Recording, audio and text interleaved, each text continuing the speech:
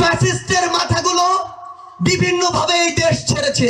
ফ্যাসিস্টের মাথাগুলোকে এক মন্ত্রণালয় থেকে আরেক মন্ত্রণালয়ে সরানো হচ্ছে, কিন্তু ওই প্রথম স্তরটি ব্যতীত ফ্যাসিস্টের যে দোসররা ছিল, যারা গ্রেড 3-4 থেকে শুরু করে গ্রেড 20 পর্যন্ত এখনো ওই ফ্যাসিস্টের দালাল হিসেবে তাদের উদ্দেশ্যকে সার্ভ করে যাচ্ছে, সেই উদ্দেশ্যকে আমরা আমাদের জায়গা থেকে কখনো সার্ভ করতে দিতে পারি না।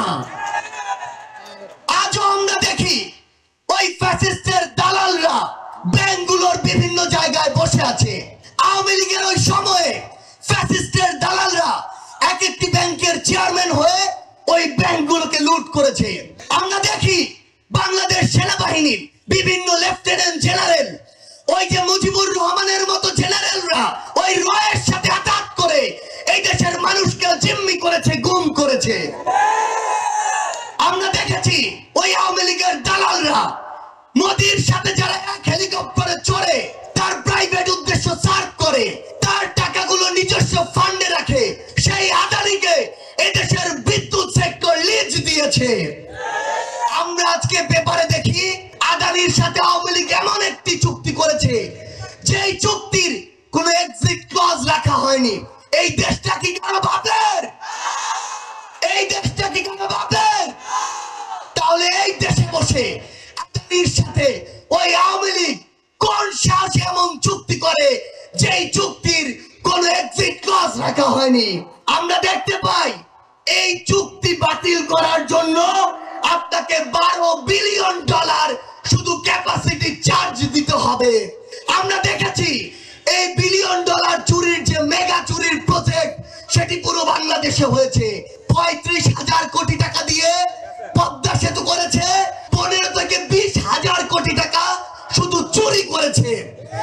আমরা দেখেছি 40,000 কোটি টাকা দিয়ে পদ্মা সেতু রেল প্রজেক্ট করেছে, তার মধ্যে 20,000 কোটি টাকা শুধু চুরি করেছে।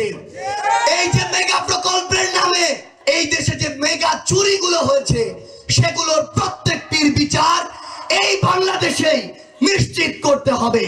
আমরা আমাদের জায়গা থেকে দেখেছি বিগত 16 বছরে আমার কোন একজন ভাইকে যদি দাড়ি দেখেছে তাকে ট্যাগ দিয়েছে, আমার কোন একজন ভাইয়ের কপালে যদি সিজদার দাগ দেখেছে তাকে ট্যাগ দিয়েছে, কারো গায়ে যদি পাঞ্জাবি পায়জামা দেখেছে, কখনো যদি পলিটিক্যালি থ্রেট মনে হয় তাকে ট্যাগ দিয়েছে।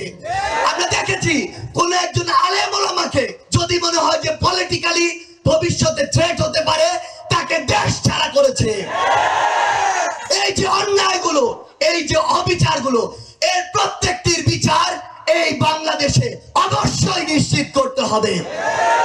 আমাদের জায়গা থেকে স্পষ্ট বার্তা, বাংলাদেশের ছাত্র জনতা ঐক্যবদ্ধ হয়ে নিজের রক্তের বিনিময়ে, আমার ভাই বোনদের জীবনের বিনিময়ে যেই দেশকে নতুন করে স্বাধীন করেছে, যেই ফ্যাসিস্ট হাসিনাকে দেশ ছাড়া করেছে, কোন দেশ যদি তাকে আশ্রয় দেয় তাহলে বাংলাদেশের ছাত্র জনতার শত্রুকে তার আশ্রয় দিয়েছে।